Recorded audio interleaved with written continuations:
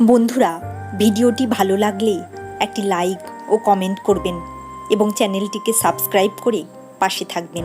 ধন্যবাদ। কখনো কখনো হারিয়ে যেতে হয় এটা দেখার জন্য যে কে তোমার খোঁজ করতে আসে। শুধু হাসলেই একটা মানুষ কখনো সুখী হয় না। এমন কিছু কিছু হাসি আছে যা কষ্টকে আড়াল করার জন্যই হাসতে হয়। কিছু পরিবর্তন তোমার জন্য কষ্টদায়ক হলেও তা আবশ্যক।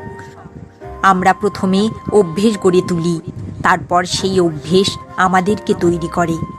কাউকে দুঃখ দেওয়ার পূর্বে এটা ভেবে নেওয়া উচিত যে তার অশ্রু তোমার জীবনে সাজা হয়ে উঠতে পারে। সাদাসিধে মানুষগুলো বেশি প্রতারিত হয়, কারণ তারা মানুষকে সহজেই বিশ্বাস করে বসে। তোমার জীবনে ছোট ছোট পদক্ষেপের গুরুত্বকে কম মনে করো না, কারণ যে রাস্তা প্রথমে কঠিন মনে হয় তা পরে গিয়ে খুবই সরল মনে হবে। ষড়যন্ত্র করে কাউকে সফল হতে দেখিনি, তবে ধ্বংস হতে দেখেছি। অন্যকে ছোট করে কাউকে বড় হতে দেখিনি, তবে ঘৃণিত হতে দেখেছি। কোনো সময় টাকার অহংকার করো না। সময় কখন রাজাকে ভিখিরি আর ভিখিরিকে রাজা বানিয়ে দেয় তা সময় ছাড়া কেউ জানে না। প্রত্যেকের জীবনের একটি গল্প আছে। অতীতে ফিরে গিয়ে গল্পের শুরুটা কখনো পরিবর্তন করা সম্ভব নয়, কিন্তু কঠোর পরিশ্রমের মাধ্যমে তুমি গল্পের শেষটা চাইলেই নতুন করে সাজিয়ে তুলতে পারো। উপদেশ দেওয়া তো অনেক সহজ কাজ, কিন্তু উপায় বলে দেওয়া অনেক কঠিন।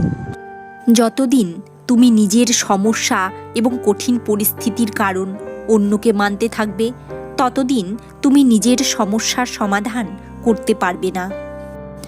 যখন লোক তোমাকে হিংসার নজরে দেখতে শুরু করবে, তখন জানবে তুমি সঠিক পথে চলেছ।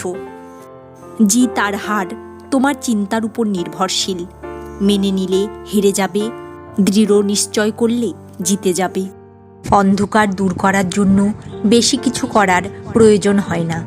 শুধু একটি প্রদীপ জ্বালাও, তাহলেই অন্ধকার দূর হয়ে যাবে এবং আলো চারিদিকে ছড়িয়ে পড়বে। ইচ্ছে থাকলে ক্ষমতা একাই চলে আসে।